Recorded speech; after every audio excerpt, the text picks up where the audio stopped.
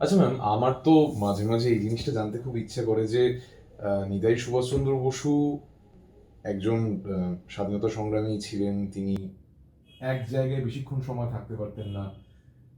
নিজের সিকিউরিটি হোক, দেশের সিকিউরিটি হোক, আজাদ হিন্দ ফৌজ নিয়ে কখনো এখানে যাচ্ছেন, সিঙ্গাপুর, রেঙ্গুন ঘুরছেন। এরকম একটা মানুষের কি বিবাহ করা উচিত ছিল, সংসার করা উচিত ছিল? তার একটি কন্যা সন্তান অব্দি আছে।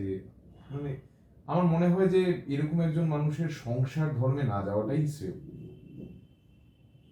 জয়তু নেতাজি, জয় হিন্দ।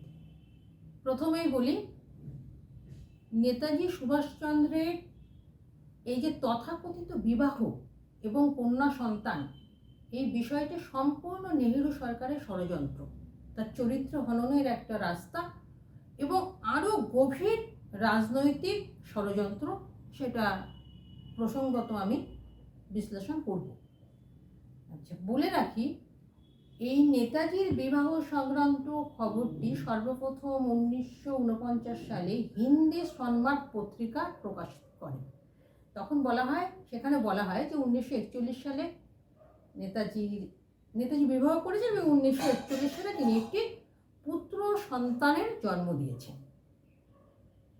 সেই নিউজটাই পরবর্তীকালে পরিবর্তন হয়ে গেল।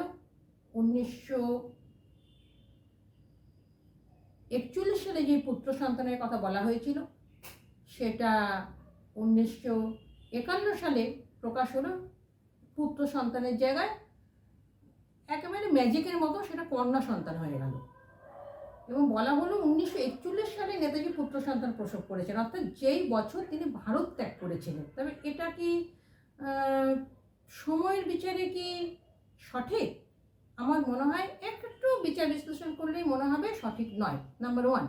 নাম্বার 2, নেতাজির বিবাহ আনন্দবাজার পত্রিকায় প্রকাশিত তথ্যসূত্র আমি দিয়ে দেব। 3বার নেতাজির বিবাহ হয়েছে। 1937 সালে একবার, 1941 সালে একবার, 1942 সালে একবার। তো এটাও কি মানে সম্ভব একই মহিলার সাথে? মহিলা এমিলিশনকারী, যাই হোক। আর যেই ছেলে 1941 সালে নেতাজি পুত্র সন্তান জন্ম দিয়েছেন, তার বয়স 8।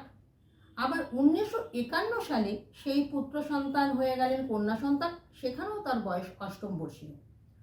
এই তথ্যগুলো প্রমাণ করে যে ঘটনাটা সম্পূর্ণই সর্বৈব মিথ্যে এবং ষড়যন্ত্রমূলক।